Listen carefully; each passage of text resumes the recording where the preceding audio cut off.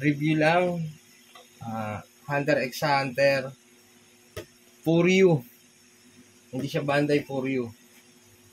Noodle stopper. Japan to. Review lang natin kung ano yung tsura. Hunter x Hunter. Si Hisoka.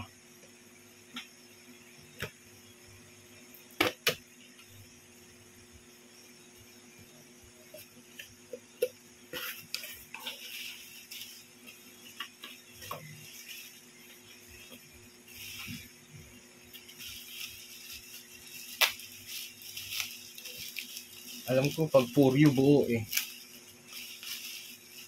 Buo nga.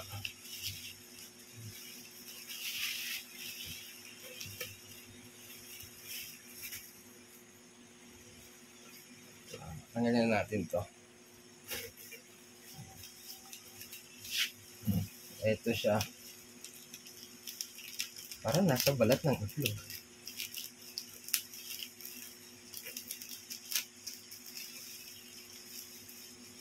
Ano ba ito? Parang maggulo pa sa buhay ng kriminal ah.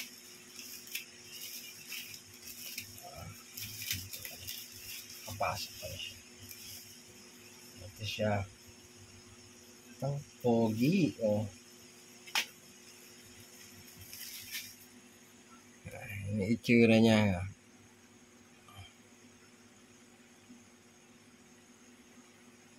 Yung mga batang 90s dyan, kilala nila yan.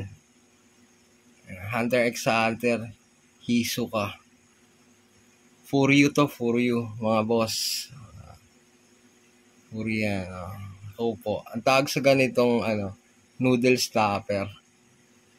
So, eto pwede to pag sa mga yung tutong-tong parang ganito.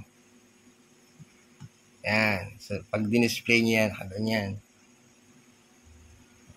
Yan siya. Pero kung sa cab niya naman, meron kayong parang mga ganito. Ito. Yan. Yan. Kung meron kayo sa mga, kunya gagawa kayong diorama. Kaya may minsan, kumbaga nakabagay siya doon sa pinakaupuan. Maganda rin yung gawa ng Furyu, no? Ultimo yung star sa mukha. Kuha. Tsaka yung sungit ng kilay. Ayan mga boss. Gustong umiscore na itong Furyu na to. Maganda. Detailed. Kompleto. Maganda na. Ganda ng mukha. Scalp niya maganda. Yung sapatos niya na parang payaso. Mato yung pointed na yan. Ay, mag-zoom. Ayan. Ayan siya.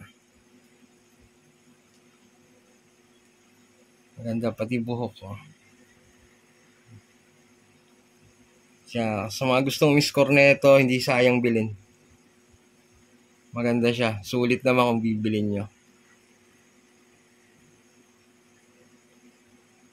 Medyo hindi naman ganun to ka-hard to find. New release kasi kaya medyo may makukuha pa na ito. Ang di ko alam kung limited lang ang in-issue. Pero sa ngayon may makukuha pa. Ayan guys. Furyu. Hunter x Hunter Hisoka. Noodle stopper. Score na kayo. Yung mga gustong mi-score. Maganda. Sulit.